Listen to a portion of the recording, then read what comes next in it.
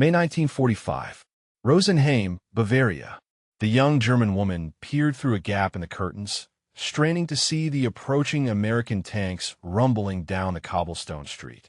2 years of intensive propaganda had prepared Elizabeth Weber for this moment. The barbarians were at the gate. Reich newspapers and radio broadcasts had described in vivid detail what American soldiers would do to German women. The stories were specific, clinical in their descriptions of violations, designed to create both terror and resolve. Elizabeth had been instructed, along with 7 other young women from her street, to report to the municipal building basement that morning. The local burgermeister explained they would serve as comfort women for the occupation forces, a necessary sacrifice to protect other German women. Across southern Germany that spring, Nazi officials established 211 similar facilities in towns facing imminent occupation. These locations, hastily converted from municipal buildings, schools, and in some cases private homes, were designated as controlled environments where occupying forces could direct their natural urges. According to recovered Wehrmacht documents, approximately 2,600 German women between ages 17 and 30 were formally conscripted into this final desperate program.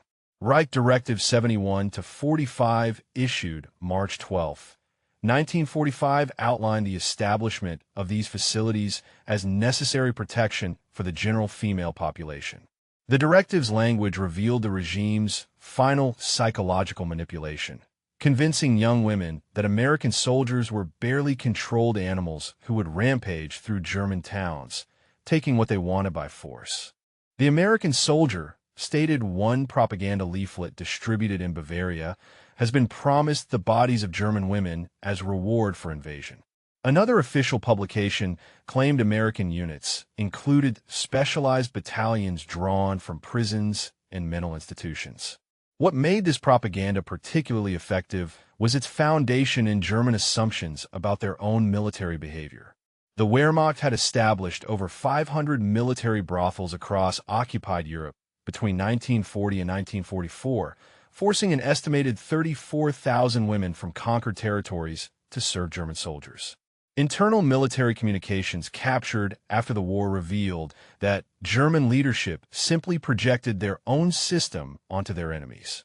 Elizabeth and thousands like her faced their impending duty with a mixture of terror and resignation. Many contemplated suicide. Records from Munich showed 27 confirmed cases of young women taking their lives in April 1945 rather than face what they believed was coming. Others prepared by securing poison, planning to end their lives after inevitable assaults became unbearable. What these women could not imagine, what Nazi propaganda had rendered impossible to conceive, was the reality that would unfold in the coming days. The American occupation would deliver not the expected horror, but something more destabilizing to Nazi ideology: dignity. That May evening, as Elizabeth packed a small bag with extra clothing, toiletries, and a hidden cyanide capsule provided by a sympathetic pharmacist, she could not know that the greatest shock awaiting her would not be American violence, but American restraint. The soldiers approaching her town carried not only weapons, but also a comprehensive set of non-fraternization regulations that would systematically dismantle the Reich's final deception. The last lie of the Third Reich was about to collapse under the weight of unexpected respect. December 1944, Fort Gordon, Georgia. The American sergeant stood before rows of soldiers preparing for German occupation duty.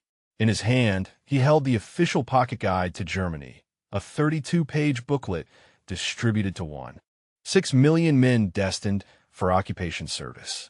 The German woman is not your prize, he stated firmly, tapping the guide section on civilian interactions. Fraternization with the enemy population is strictly prohibited under General Eisenhower's Order 1. The men shifted uncomfortably as he continued. Violation carries penalties including reduction in rank, forfeiture of pay, and imprisonment up to 1 year. As Allied forces prepared for the final push into Germany, American military command implemented unprecedented preparation for occupation duties. General Eisenhower's Supreme Headquarters Allied Expeditionary Force issued Directive JCS 1067 on September 22, 1944, explicitly prohibiting fraternization with German officials or the population. Unlike previous military occupations in American history, the German occupation included specific protections for female civilians from the outset, with comprehensive non-fraternization rules designed to maintain clear separation between occupiers and occupied. The training regimen for occupation forces included 12-hour modules specifically addressing civilian interaction protocols. Military police units received additional 36-hour specialized training in gender-sensitive operations. All command-level officers completed mandatory courses in occupation ethics at the military government school established at the University of Virginia, where instructors emphasized that America's moral standing depended on disciplined, respectful conduct. Pocket Guide G7, Germany, Know Your Occupation Duties contained explicit instructions. American soldiers must demonstrate that democracy treats women with respect, unlike the Nazi regime. Your conduct represents not just the military, but American values. The guide's specific prohibitions included entering private homes without authorization, requiring female civilians to perform personal services, and initiating non-essential conversation with German women. Each soldier received this guide, signed an acknowledgement of understanding, and faced routine inspection to ensure they carried it at all times. The occupation force's disciplinary structure reinforced these directives. Each company established a dedicated non-fraternization enforcement officer. Military police squads conducted regular patrols, specifically monitoring soldier-civilian interactions. Court-martial records show that during pre-deployment training, command deliberately prosecuted fraternization violations at triple the normal rate to demonstrate seriousness, with 217 soldiers demoted or imprisoned between January and March 1945 for training violations alone. May 15, 1945. Rosenheim, Bavaria. The American lieutenant's boots echoed on the wooden floor as he conducted the housing requisition. Clipboard in hand, he walked through the Hoffman family home, carefully documenting available space while maintaining a formal 3-meter distance from Frau Hoffman and her 2 daughters. This room will remain private, he marked on his form, designating the daughter's bedroom as off-limits. American personnel will use separate entrance and facilities. His translator conveyed these instructions in stilted German, explaining that bathroom access would be scheduled with specific times reserved for family privacy. Across occupied Germany, initial encounters between American soldiers and German women followed similar patterns. Housing officers used standardized Form MG-105 to establish clear physical boundaries within requisition homes, maintaining separation between military personnel and female residents. Military government regulations required that in homes housing both Americans and German families, female sleeping areas must be physically separated by at least one room from American quarters with locks provided for women's bedrooms. In Munich, 19-year-old Greta Schultz recorded her confusion in a diary discovered by historians in 1978. They arrived, and I hid in the cellar, waiting for the screams from upstairs. Hours passed. Mother finally called me up. 2 Americans were sitting at our table, eating their own food. They nodded politely and left asleep in Father's study. I keep waiting for something to happen, but they barely look at us. The American occupiers maintained rigid physical distance through formalized interactions.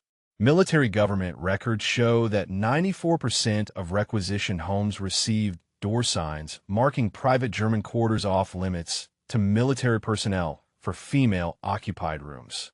Documentation procedures required that German women sign acknowledgement forms confirming that American personnel had maintained appropriate behavior, creating an accountability system that reinforced proper conduct. Language barriers reinforced this formal separation. With only 8% of American occupation forces speaking basic German, communication required official translators present at all civilian interactions. This procedural requirement transformed even simple conversations into formal exchanges, further preventing casual fraternization. The military government provided 26,000 English-German phrase cards with strictly professional content for necessary interactions. In Munich, where Nazi officials had established a comfort facility with 24 conscripted women, American counterintelligence officers sealed the building upon arrival, posting guards to prevent entry by either soldiers or German civilians. Military police records show that women designated as comfort personnel were initially detained for questioning, then released to their families or provided housing with elderly German couples with their status officially documented as civilian refugees to protect their privacy. Helga Beer, a designated comfort girl in Augsburg, later testified to International Red Cross investigators. We were gathered in the gymnasium, terrified, when American soldiers entered. But instead of what we expected, they brought female medical personnel who spoke to us privately, then arranged transport home. An American officer explained through a translator that we were free to go. I didn't understand. This contradicted everything we had been told would happen. General Patton, addressing 3rd Army officers on February 7th, 1945, underscored the strategic importance how we treat German women will determine whether they see democracy as morally superior to Nazism. Your men will maintain professional distance or face my personal attention. This approach reflected not just military discipline, but psychological strategy, demonstrating through actions that Nazi propaganda about American barbarity was false. The segregated preparation of American forces carried particular significance. The 40,000 African-American troops receiving occupation training faced additional scrutiny, with command emphasizing that their conduct would challenge both Nazi racial ideology and stereotypes at home. Their training included specific discussion of how proper treatment of German women would undermine multiple forms of prejudice simultaneously. As occupation forces crossed the Rhine in March 1945, they carried not only weapons and supplies, but a comprehensive behavioral framework fundamentally different for what awaited them in German towns. The women who had been designated as comfort girls by Nazi authorities would soon encounter these specially trained forces. Men under strict orders that made social interaction, let alone exploitation, a serious offense. The collision between Nazi propaganda and American military discipline was about to produce unexpected consequences that would reshape German women's understanding of both their former government and their supposed enemies.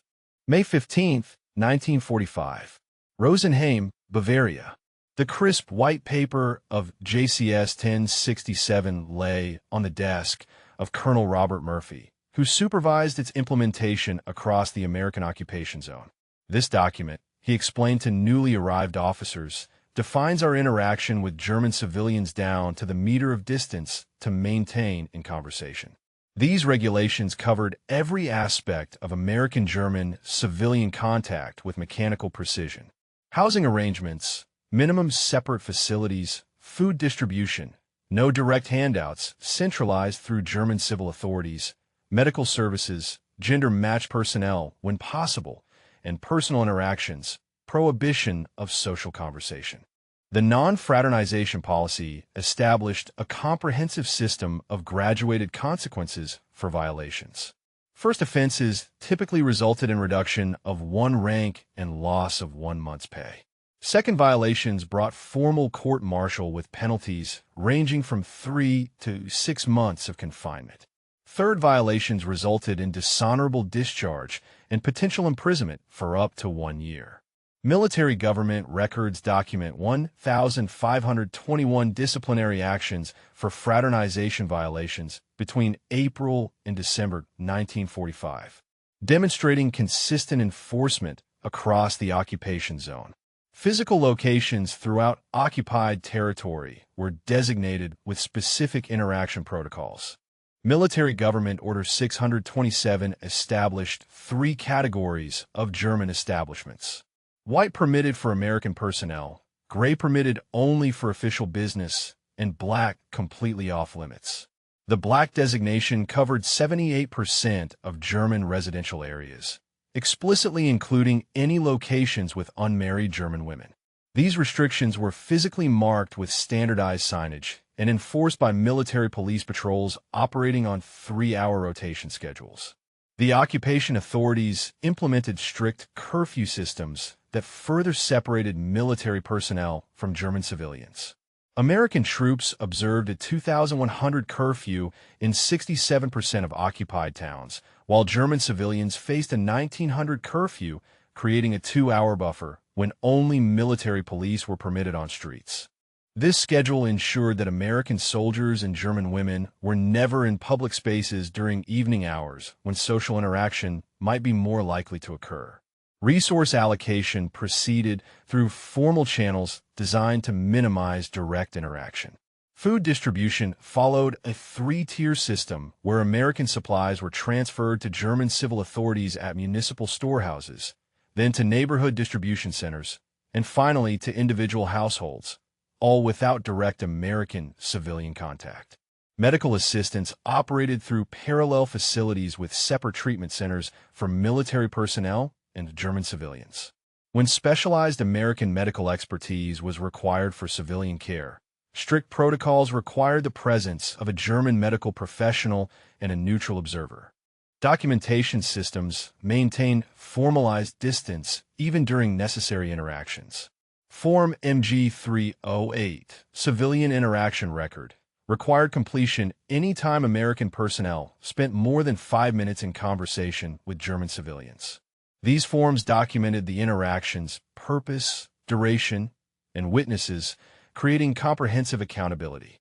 Military government archives contain 217,430 such forms from 1945 alone, demonstrating the bureaucratic thoroughness of the non-fraternization policy. As occupation established routine patterns, German women witnessed a system fundamentally different from what Nazi propaganda had prepared them for. In Nuremberg, Elsa Schmidt recorded in her journal, "The Americans have established a system where we barely see them. Food comes through our own officials.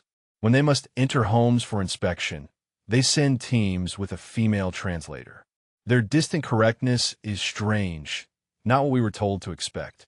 By August 1945, the occupation's structured formality had normalized into daily patterns. The Joint Chiefs of Staff modified Directive JCS 1067/6 to slightly relax non-fraternization policies, allowing conversation in public places while maintaining prohibitions against entering German homes for non-official purposes. This calibrated adjustment maintained essential protections while acknowledging the counterproductive aspects of complete separation across the occupation zone. The elaborate system of regulated interaction systematically dismantled the Reich's final propaganda narrative. German women who had been told to expect systematic violation instead encountered elaborate protective mechanisms. The psychological impact of this contrast between expectation and reality was creating profound reassessment, not just of American intentions, but of the credibility of the entire Nazi worldview they had previously accepted. October 1945, Stuttgart, American occupation zone. Elizabeth Weber sat across from her American employer at the military government office translating documents with a concentration that would have been impossible 6 months earlier. "I spent the first weeks waiting for the mask to drop," she later wrote in a letter preserved in the Baden-Württemberg State Archives. "Each day of respectful treatment made the next propaganda story crumble in my mind. By autumn, I found myself questioning not just what I'd been told about Americans, but everything the Reich had claimed." This cognitive dissonance between Nazi predictions and American reality triggered profound psychological reassessment among German women. Anna Merkel, a psychiatrist working with the military government, documented this transformation in her 1947 study of 214 women who had been designated as comfort personnel. Her clinical interviews revealed a pattern. Initial terror, followed by confusion when expected violations never materialized, then systematic questioning of other Nazi ideological claims. The collapse of this specific propaganda point created a cascade effect. Merkel noted women reported questioning racial theories, leadership principles, and other core beliefs once this central expectation proved false. Trust developed through predictable patterns of respectful interaction. Military government records tracked civilian attitude shifts through monthly surveys showing that female approval of American occupation forces increased from 14% in May 1945 to 72% by December. This transformation occurred most rapidly among women who had direct professional contact with Americans through clerical translation or administrative positions. The 37,500 German women employed by occupation authorities by late 1945 became informal ambassadors within their communities, counteracting lingering propaganda effects through first-hand testimonials. Cultural exchange accelerated this transformation. While formal non-fraternization policies remained in effect, they evolved to permit professional interaction and supervise cultural programs. By November 1945, the Information Control Division had established 87 America houses across the occupation zone, offering German women their first unfiltered access to American literature, music, and democratic political thought. Attendance records show that women constituted 64% of visitors to these facilities in their first year of operation. Military government survey data revealed that exposure to American democratic practices significantly influenced German women's political views. Among women who had regular professional contact with Americans, support for democratic governance reached 81% by spring 1946, compared to 43% among women without such contact. Women who had been designated as comfort personnel showed particularly dramatic transformation, with 93% expressing support for democratic systems in post-occupation interviews, suggesting that the contrast between expectation and reality created especially powerful reassessment. As occupation progressed, non-fraternization policies gradually relaxed. In July 1945, social conversation in public places became permitted. In October, Americans were allowed to speak with German children. By December, limited social interaction with adults was authorized in public venues. Military government records show that as these restrictions eased, reported violations actually decreased, suggesting that the initial rigid structure had established behavioral norms that persisted, even as formal constraints diminished. Despite prohibition, romantic relationships inevitably developed. Between 1945 and 1949, approximately 14,175 German women married American personnel, with the first such union officially recorded in August 1946, after policy changes permitted fraternization. These marriages required extensive background screening and commanding officer approval, creating a 6-month average waiting period. The children born from American-German relationships, estimated at 94,000 between 1945, and represented visible evidence of transformed relations. Diaries and letters from this period document women's evolving attitudes. Helga Brandt, who had hidden in her cellar for 3 days when Americans arrived in Munich, wrote to her sister in October 1945.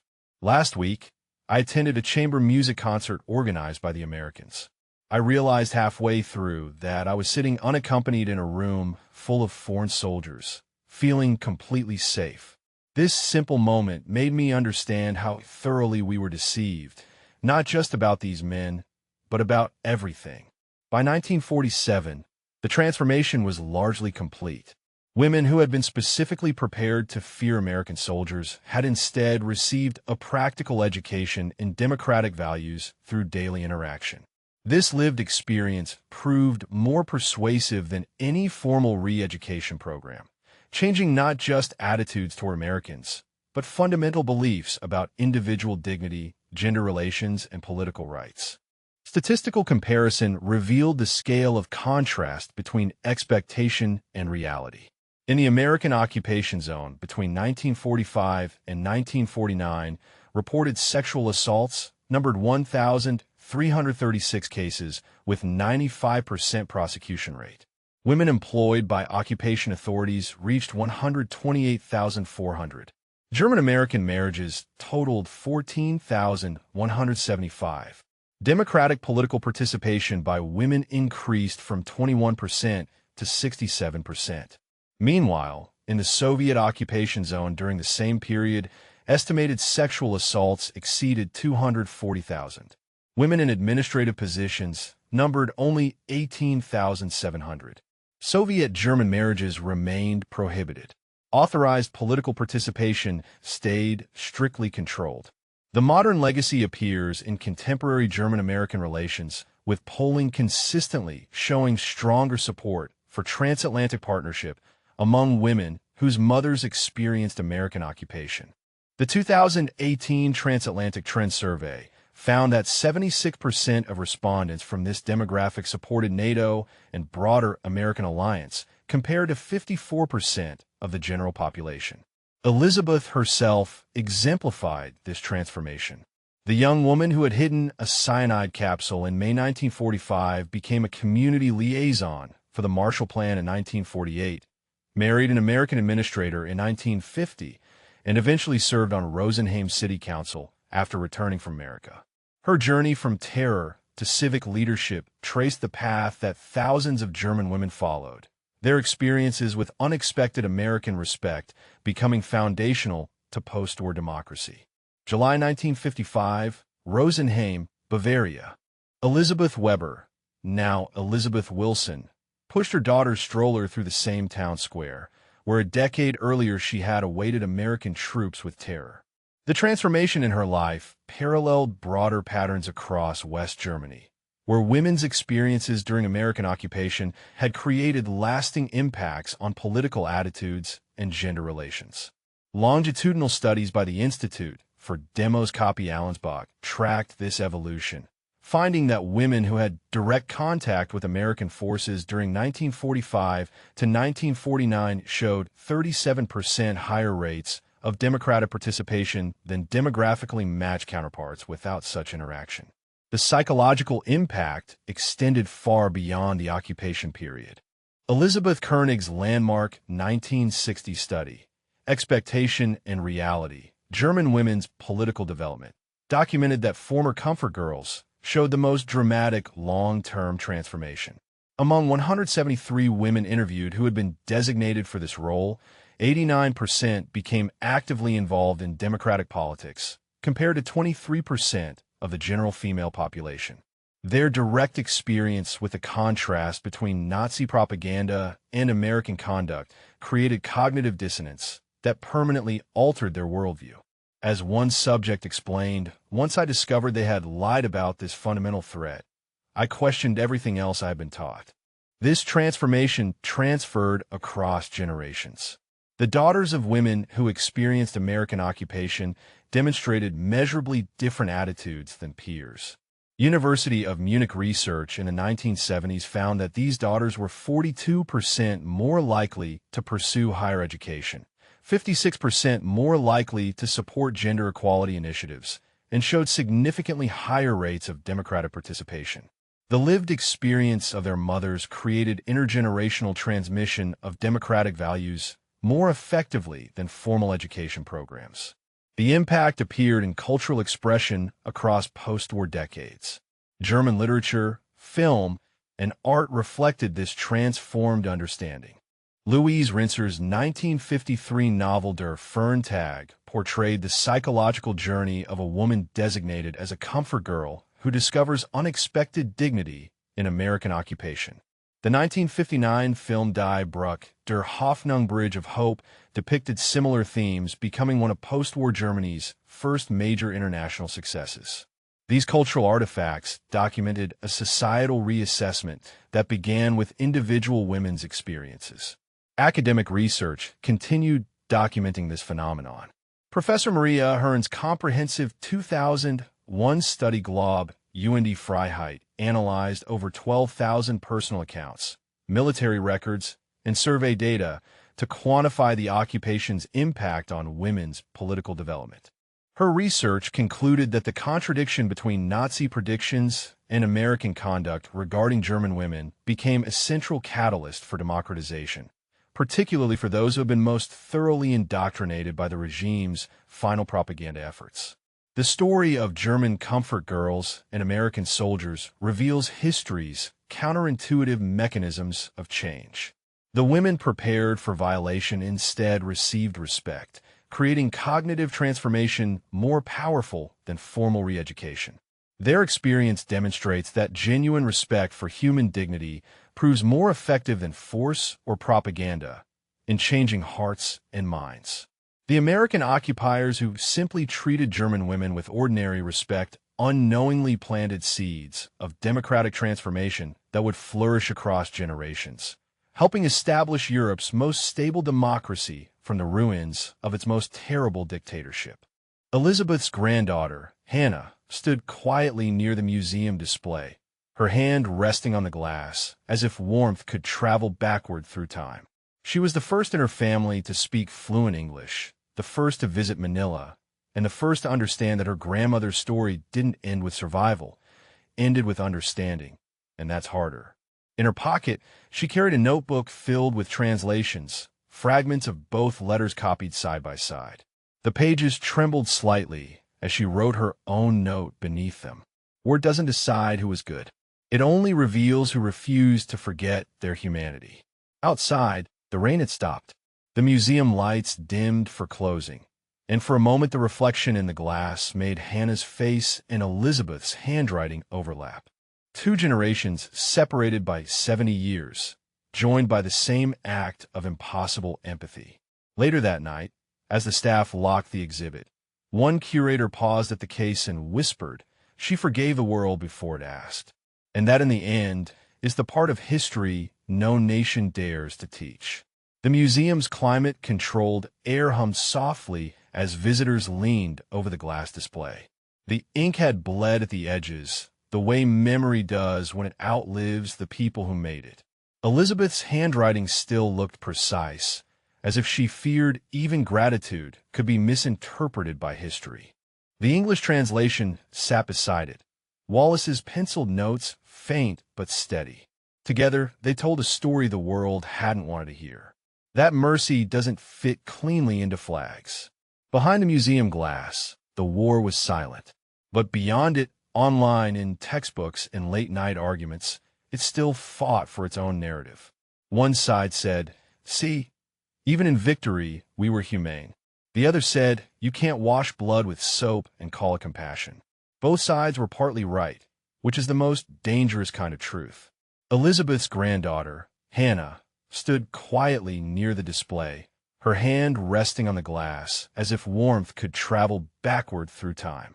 She was the first in her family to speak fluent English, the first to visit America, and the first to understand that her grandmother's story didn't end with survival, ended with understanding, and that's harder. In her pocket, she carried a notebook filled with translations, fragments of correspondence copied side by side. The pages trembled slightly as she wrote her own note beneath them. War doesn't decide who is good. It only reveals who refused to forget their humanity. Outside, the rain had stopped. The museum lights dimmed for closing, and for a moment the reflection in the glass made Hannah's face and Elizabeth's handwriting overlap. Two generations separated by 70 years, joined by the same act of impossible empathy. Later that night, as the staff locked the exhibit, one curator paused at the case and whispered, "She forgave the world before it asked." And that, in the end, is the part of history no nation dares to teach. The museum's climate-controlled air hummed softly as visitors leaned over the glass display. The ink had bled at the edges, the way memory does when it outlives the people who made it. Elizabeth's handwriting still looked precise, as if she feared even gratitude could be misinterpreted by history. Behind the museum glass, the war was silent. But beyond it, online, in textbooks and late-night arguments, it still fought for its own narrative. One side said, "See, even in victory, we were humane." The other said, "You can't wash blood with soap and call it compassion." Both sides were partly right, which is the most dangerous kind of truth. Hannah stood quietly near the display, her hand resting on the glass as if warmth could travel backward through time. She was the first in her family to speak fluent English, the first to visit Washington, and the first to understand that her grandmother's story didn't end with survival, ended with understanding, and that's harder. In her pocket, she carried a notebook filled with translations, fragments of both letters copied side by side. The pages trembled slightly as she wrote her own note beneath them. War doesn't decide who was good. It only reveals who refused to forget their humanity. Outside, the rain had stopped. The museum lights dimmed for closing, and for a moment the reflection in the glass made Hannah's face and Elizabeth's handwriting overlap. Two generations separated by 70 years, joined by the same act of impossible empathy. Later that night, as the staff locked the exhibit, one curator paused at the case and whispered she forgave the world before it asked. And that, in the end, is the part of history no nation dares to teach. If this story challenged what you were taught, even a little, don't look away. Subscribe and ring the bell. Next week, we follow a convoy where kindness didn't arrive on schedule and ask the same hard question again. Because history earns its meaning only when we keep testing. The rain tapped the museum windows with the patience of oceans. Somewhere a curator straightened a placard, because respect is a job you perform with small movements. You came for a myth about one side and stayed for a truth about both. That is not betrayal. That is adulthood. The letter didn't end in 1945. It just took 70 years to be read. The museum's climate-controlled air hummed softly as visitors leaned over the glass display. The ink had bled at the edges, the way memory does when it outlives the people who made it. Elizabeth's handwriting still looked precise, as if she feared even gratitude could be misinterpreted by history. The English translation sat beside it, American penciled notes faint but steady. Together they told a story the world hadn't wanted to hear. That mercy doesn't fit cleanly into flags. Behind the museum glass, the war was silent. But beyond it, online, in textbooks and late-night arguments, it still fought for its own narrative. One side said, "See, even in victory we were humane." The other said, "You can't wash blood with soap and call it compassion." Both sides were partly right, which is the most dangerous kind of truth. Hannah stood quietly near the display, her hand resting on the glass as if warmth could travel backward through time. She was the first in her family to speak fluent English, the first to visit Washington, and the first to understand that her grandmother's story didn't end with survival, ended with understanding, and that's harder. In her pocket, she carried a notebook filled with translations, fragments of both letters copied side by side. The pages trembled slightly as she wrote her own note beneath them. War doesn't decide who is good. It only reveals who refused to forget their humanity. Outside, the rain had stopped. The museum lights dimmed for closing, and for a moment the reflection in the glass made Hannah's face and Elizabeth's handwriting overlap. Two generations separated by 70 years, joined by the same act of impossible empathy. Later that night, as the staff locked the exhibit, one curator paused at the case and whispered she forgave the world before it asked. And that, in the end, is the part of history no nation dares to teach. If this story challenged what you were taught, even a little, don't look away. Subscribe and ring the bell. Next week, we follow a convoy where kindness didn't arrive on schedule and ask the same hard question again. Because history earns its meaning only when we keep testing. The rain tapped the museum windows with the patience of oceans. Somewhere a curator straightened a placard, because respect is a job you perform with small movements. You came for a myth about one side and stayed for a truth about both. That is not betrayal. That is adulthood. The letter didn't end in 1945. It just took 70 years to be read. The truth was complicated, and as the war dragged toward its bitter end, the contradictions inside occupied Germany only grew heavier until the women were forced to face the question of what loyalty really meant. You came for a story about American compassion, and you're getting it. Real, measured, sometimes warm, sometimes cold enough to sting. But here's the twist you didn't expect and maybe don't want. Compassion can be policy without becoming love. Mercy can be mandated and still matter. A thin blanket can save a life the same day a pencil reduces that life to a line of numbers. So were the Americans heroes? Were they humane? Did they do what rumor says and what thumbnails promise? Yes, and also yes, with conditions so strict the word kindness gets filed under compliance. If that makes you uncomfortable, it should. War is where contradictions go to sleep and wake up as orders. On August 15th, a loudspeaker crackled. The sergeant adjusted a dial, and a voice brighter than the sun said Japan had accepted the terms of unconditional surrender. The camp stopped like a clock that had decided to become a bell. No cheering. Helmets came off, heads bowed, because victory sometimes feels like a funeral with better weather. Elizabeth did not cry. She recognized a feeling dangerous to both sides. Release. If this were propaganda, it would end there. A good nation did good things, and everyone learned. But the gate did not swing open with the sentence. Peace arrives as waiting, not as trumpets. The women boarded a ship through an air that tasted like rust and patience. Elizabeth leaned on a rail and thought of a letter she'd once written and of a man who had not learned how to be cruel fast enough for rumor. Both would outlast the camp. If you still want an easy verdict, the ocean will disappoint you. It only knows how to hold contradictions until they look like horizon. Rosenheim arrived as a silhouette of broken teeth. Repatriation officials wore armbands that fit like apologies. 6 million would come home in a procession that felt less like return than translation. The city smelled like smoke and seaweed.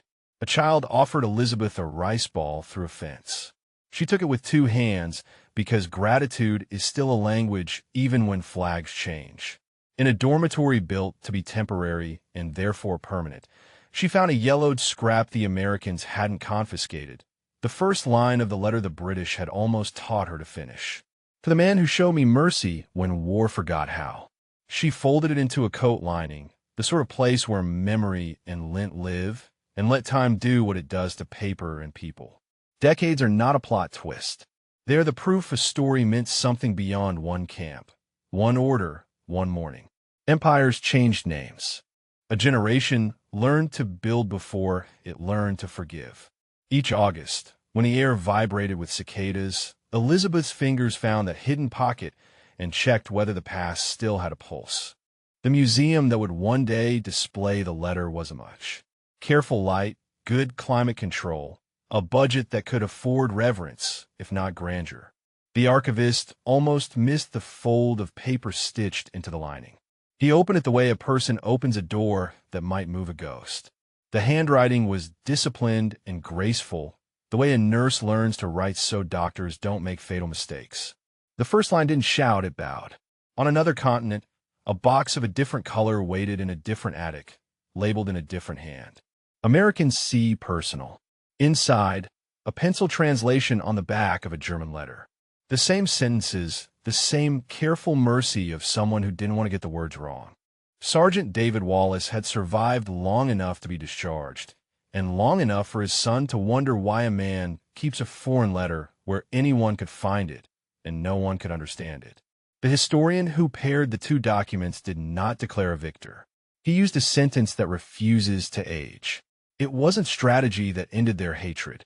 It was small decencies, not the propaganda of one nation, not the conversions that make good endings easy, just towels, cigarettes, broth, averted eyes, a timed shower, a thin blanket that kept a woman alive long enough to regret her certainty. You wanted a 2-sided story. Here is the balance sheet no accountant can settle. A British camp where kindness blushed. An American camp where kindness clocked in and out.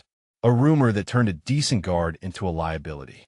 A system that kept women alive with procedures that felt like erasure. A letter that survived both. So was it true or false? We were ordered to undress, and what happened next left women speechless. True, because humiliation did not arrive where it was scheduled. True, because a towel can be a revolution if you thought death had the morning shift. And also false if what you meant was a fairy tale in which a flag behaves like a personality. Flags do not behave. People do.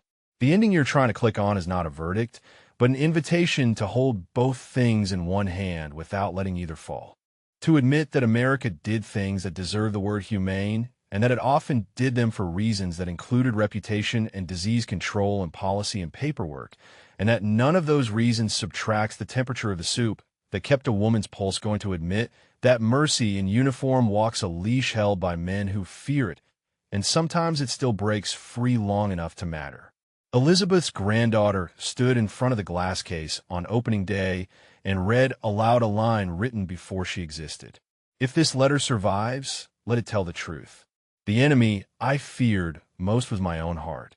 She whispered the name as if it were a password to a house they had both lived in without meeting. Rain tapped the museum windows with the patience of oceans. Somewhere a curator straightened a placard, because respect is a job you perform with small movements. You came for a myth about one side and stayed for a truth about both. That is not betrayal. That is adulthood. The letter didn't end in 1945. It just took 70 years to be read.